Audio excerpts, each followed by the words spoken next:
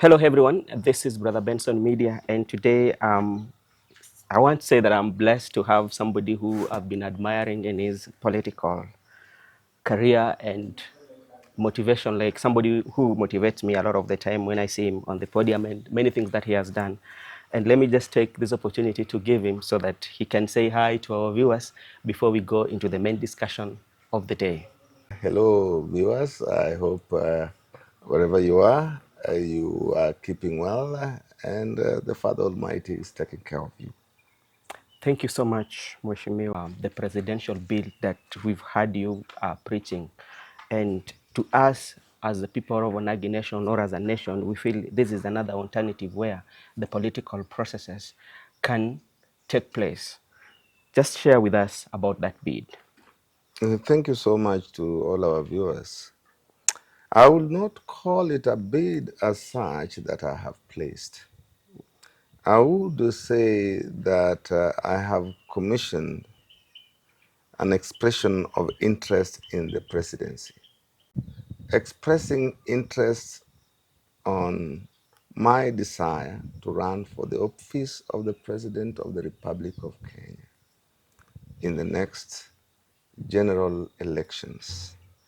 In a sense, I am consulting, and were the people to give me the go-ahead, then I will definitely launch a political party, which is the vehicle upon which I will lay my bid and claim to the presidency.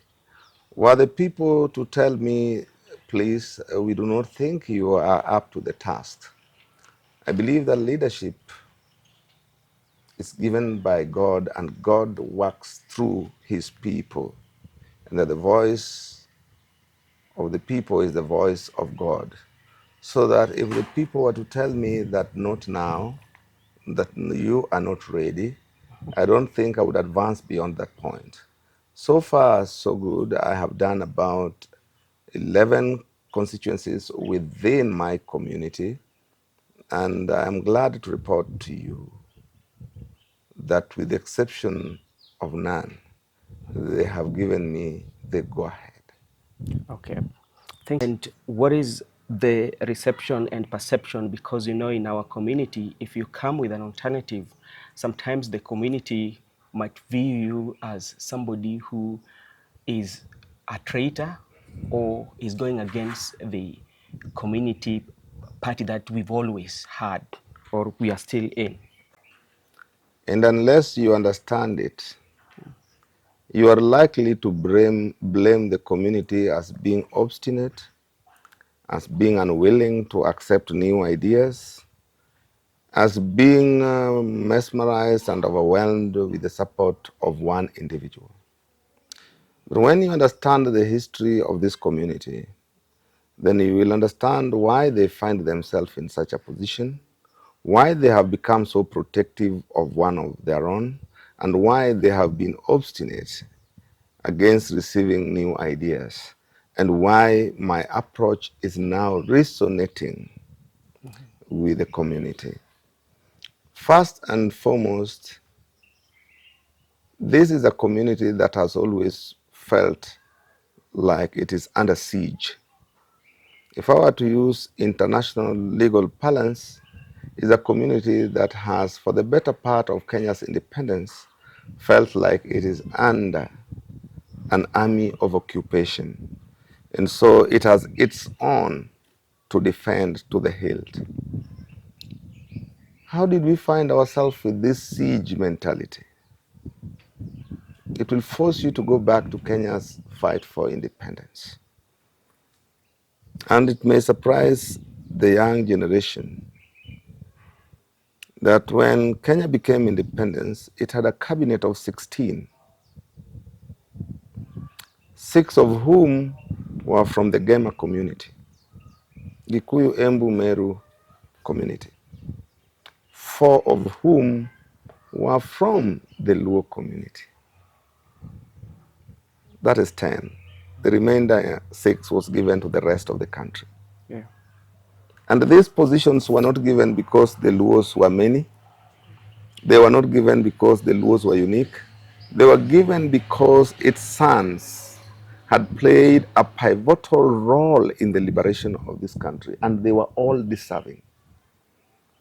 If you look at Jaramogi Oginga Odinga, who was one of the key persons, he had played a big role in the release of Jomo Kenyatta. He had played a big role in bringing nationalism and refused to take the presidency until Jomo Kenyatta was released. He could have chosen to betray him. He did not. If you look at Arguing Skodek, the first African lawyer, a man of impeccable credentials and CV, who else would befit that position than him? He had represented Mau Mau in our courts. He had represented the oppressed in our courts, always at no fee. He deserved that. When you looked at Mboya, their been enswathed Luo with the background that encompassed or defined the new nation. He was a Luo, fitted well with the Kikuyus, the Kambas, a great trade unionist who had marshaled the trade union movement against the liberation struggle. You could not just align him. And so was Achieng' Oneko, the only non-Kikuyu to be imprisoned at Kapenguria over the nationalist movement. So the Luos contribute these 4 men in the cabinet, and barely 6 years into the formation of the government, they are either dead or in jail. Dead through political assassinations, accidents, or literally detained. Jaramogi is in detention by 1971. So is Achieng' Oneko, and so many other Luos. Mboya is dead, killed by an assassin's bullet. Arguings died in a mysterious road accident. The community felt like their future had been cut short. They had nobody to turn to. They had given their best. Their best had been thrown out. They could only turn to themselves. And thus began the journey of self-preservation, the journey where anybody outside the community became an enemy, the journey where if you associated with anybody outside the community, you were deemed to be a traitor. It is not helped that elections are called and Kenyatta imposes KANU candidates who, despite being swept through by KPU, the likes of Wasonga CJU are all detained. And so KANU comes forcefully onto the people. The people now have leaders whom they do not identify as leaders because their leaders have been detained and sidelined. Self-preservation. A new government walks in under Moi, and even through that skewed system, they have produced again one of the most brilliant men in the cabinet,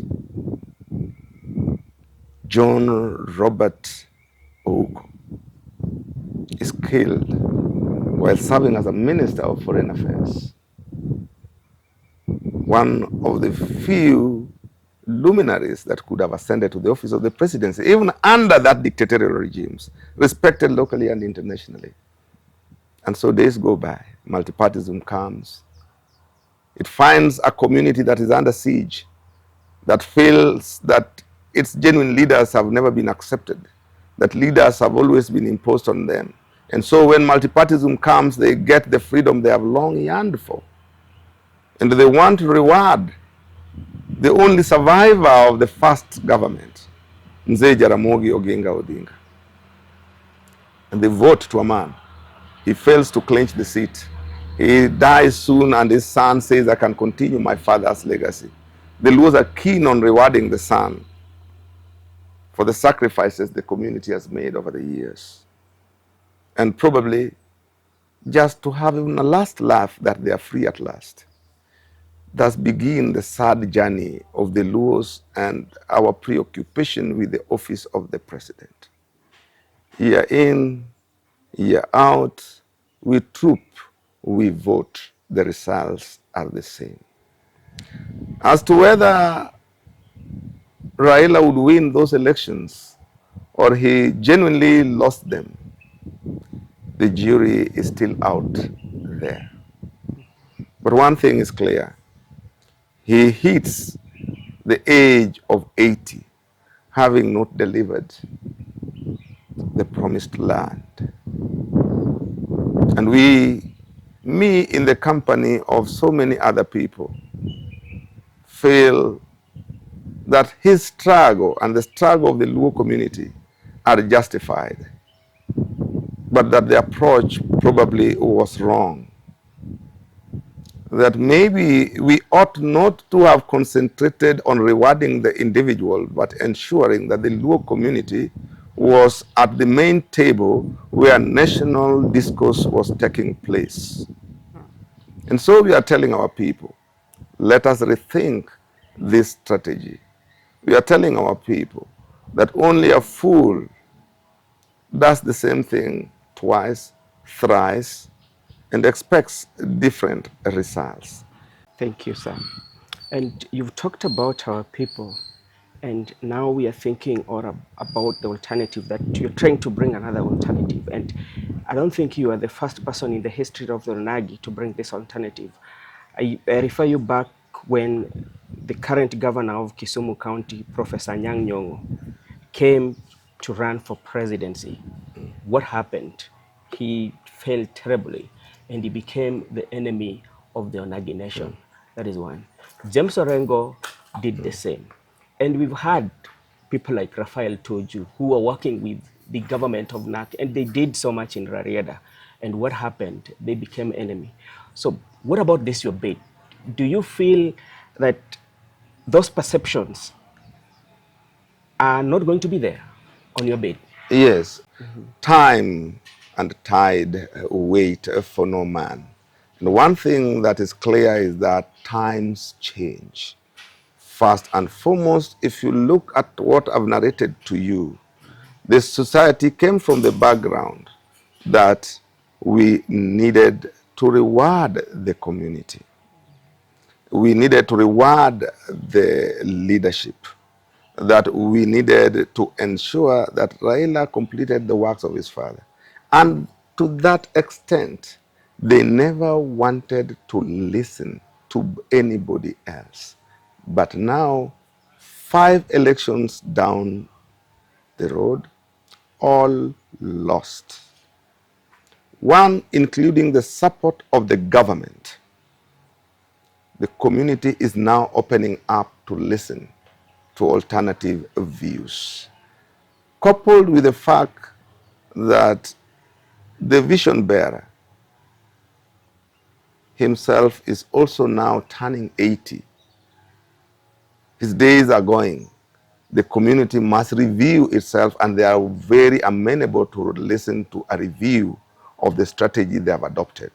But go back a little. What failed these other approaches? One, when Orengo lays his bid, they have just fought over the control of Ford Kenya, which Raila has just lost to Amalwa. And eventually he leaves Ford Kenya and he wants to run for president. And the Luos are saying, but Raila is already there. We already have our son there. And they feel that a division of their votes or splitting the vote would not augur well for the community. So they rally behind Raila and ignore Orengo completely. A story that is least presented correctly is about Onyango. Onyango never even made a bid to run for the office of the president. And the fellow is always a coward. Onyango came with Ngilu. He was telling the Luo community, I have a woman who can perform better than your son. At a time we were still hoping that our son could deliver the seat. What did you expect from the community? That gentleman never presented himself for the office of the president. As for Tuju, the same narrative of Onyango. He never sought the presidency. He never brought a viable alternative. In fact, he rode on the back of Raila to get into the cabinet. And once there, when he went with the Kibaki when Kibaki split with Raila. What were you expecting the Luo people to say? And they would respect you even if you came openly and said that from today I'm not on your side. But the Luos dread a man who betrays the other. That you ride on my back and when we reach the other side, you turn into an enemy. So of all these people, first I say the timing was wrong. Let us review this strategy and look at what works best in the new dispensation. And so I've been able to discuss with them, to talk with them in rallies, to reach out to them in funerals, to reach out to them in organized groups. And the message is simple and clear. We have done our best, but our best has not been good enough. And let us not blame each other. Let us plan together how we can reach where the others have reached. Thank you so much. You've talked about blame game or blaming of the right honorable Prime Minister, especially if you have a divergence view with the one that Baba has. The next thing you do is go to the media or go to a public rally, and instead of picking from where he has left or where he has failed in the community, you turn and insult this guy. Each and every time we see it on the media, most of our leaders who have different views on him just keep on insulting. So how does that one build the community and also make us to build our political processes in a way, even if we have an option? I am one of those people who have been accused that while serving as the Secretary General of the National Alliance, that I insulted Baba, that I insulted the Luo community. And I've always been very clear. Show me just one clip where at any given time I could have insulted the man or insulted my community. They have always failed to deliver. Because our people also misunderstand different opinion from insults. As the Secretary General of the then ruling party, TNA, my duty was to protect the party and propel it to power. I was competing against a party known as ODM. Definitely, I was not going to give it flowery language. Definitely, I was not going to exalt its policies and manifestos. So, to that extent, our people failed to distinguish between issues and the individual propagating the issues. That notwithstanding, it is not in order to say that others have not insulted him. And some justified. Yeah. Some have insulted him in issues that actually, if you listen to, they are justified, they are truths. But they are truths, but must all truths be exposed in public? I don't think so. So insulting Raila will never be a solution to those who want to oppose him or to take up his position in leadership. And the alternative is, let us bring new discourse, new dispensation. Let us talk with our people. Let us listen to them. Let them listen to us. Nobody has a monopoly of ideas. But nobody thinks by insulting or by bringing others down, you'll rise up. uh, Politics of the youths, especially the younger youths from Nyanza, that is, and I'm looking at their leadership. When you look at statistically the regions, other regions in the country, you will find like the higher percentage of the people in elective posts are younger people as compared to our region. What strategies can we use, especially to elevate these young and fresh leaders who are yearning to change the discourse, because most of them who are running for this elective post are the people. For example, we talk of young people from Manyata. These are people who are born in Manyata. They've been raised there. They know the challenges and they know how those our mothers there feel. And sometimes you find when it comes to elective posts, they don't make it. One, because they do not have the commercial power, the power of the pocket. That is one. Or two, that sometimes they're being denied that opportunity, even if they win. How can we do it in a way such that we also match other regions? We see our young people who are talented are in the elective post. The solution is simple. Embrace multipartism both in spirit and body, so that the moment we have 3 or 4 parties that all have a chance in terms of popularity, every party will know that if you lose a popular candidate because he's not rich, you are going to lose that position. And that's why in my rethinking, and I'm consulting with people, I tell them, allow me therefore, if you feel my bid is acceptable to you, allow me to come with an alternative political party upon which I launch it.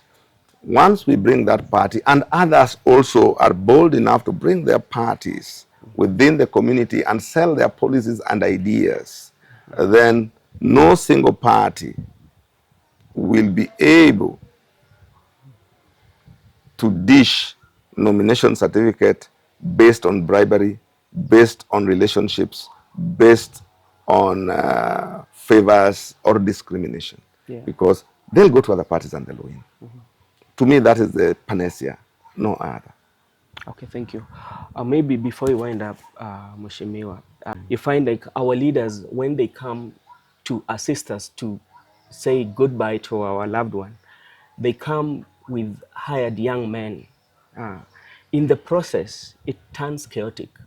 And this was witnessed last week, if I'm not wrong, in Migori County between His Excellency Ochila Yako and the MP for Migori, Mark Nyamita. That was one incident. Another one also we witnessed in Siaya, I think that was early February or mid-February there. The same thing. And remember, these people are burying somebody, they've lost their loved one. But what happens? The leaders that we feel should come and console us, but the people who are coming and creating this mess. What kind of leadership are we showing our society? I just feel a bit fatigued on talking about the kind of leadership we have. I think I've just talked about it too much that it just vexes my mind when I feel like talking of what is wrong with the lowland. Chinua Achebe captures it in the anthills of Savannah. What is wrong with Nigeria? And he says everything is right with Nigeria. What is wrong with Nigeria is its leadership. What is wrong with us is our leadership. One, our leadership, they came to power through unconventional means. They were not men and women who are elected on the basis of popularity, but they were elected on the basis of whom they know, how much they had, the extent to which they were related to those who could issue those certificates.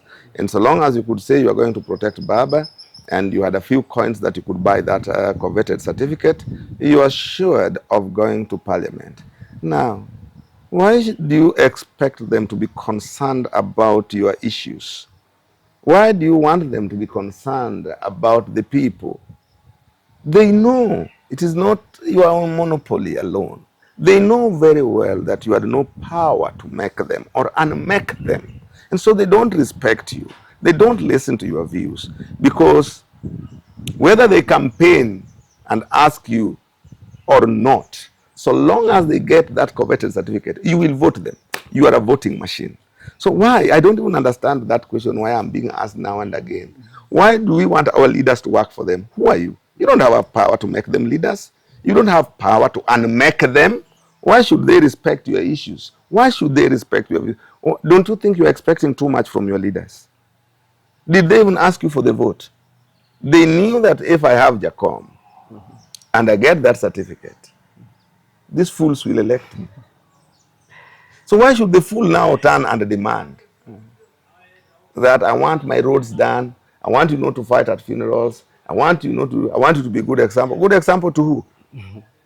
So long as I'm good example of the party that gave me the certificate, so long I'm at peace with them, you don't matter. The people have not been able to competitively isolate, identify, isolate, and elect the leaders of their choice who they identify with their issues. Instead, we elect those whom the party has given us, and we do not care to bother what is the consideration they gave the party. So that even whether we didn't like them or not, they have the party certificate, we will elect them. Okay, so that is upon the citizenry to choose of the Onagi nation. So I know the idea that you're pushing is like, first of all, you want to liberate your community. What about now? Let's now look at what you are doing, the party that maybe you may launch in the due course. Is it also going to cover the issues of the nationality, like the national politics, or just going to be concentrated about the region? The President of the Republic of Kenya is what it is. It is the President of Marsabit, Garissa, Turkana, Msambweni, Western Nyanza, all parts of this country. I'm going to form a national party, and I am going to traverse the whole country. But the politics of this country, like politics everywhere, is local. Local, yes. Nobody will listen to me if my people have not listened to me. That's why I'm saying, if my people tell me no, I'll just forget about it, because it is not just about me. It's about generations to come. It's about our people. It's about Kenya even as a whole. In fact, in Kenya, the problems could even be bigger. And we will have to address those issues. The moment my people set me free, by the end of this year, I want to start playing in the national arena. Okay. And we know when you look at our politics, the way you say, it revolves also around personification, commercialization, and regionalism, which you've talked about. First of all, it's local. So how are you going to deal with the part of personification, personality? Because like, for instance, our political party, when we name them, we know the people behind them, you know, and the part of commercialization, the money that is usually involved, because it's characteristic, like our politics is all about money, you know, how much are you giving out? How many envelopes are you willing to give out so that you can have people that are behind you? It's a very unfortunate part of the history of this country that political parties are identified with individuals. But that is what it is. Even with the best of intentions, the one that I said I wanted to be president, I've started hearing people talking, we are going to contest through party Olocha. One of the Chungi party Oloo. One of the Chungi party Onyango. They don't even know what to stand for. They don't even want to say we want an alternative party. So and so's party. Naturally, therefore, they have begun in earnest the process of personalizing the party that we are going to establish. And I'm trying to tell them to run away from that kind of thing.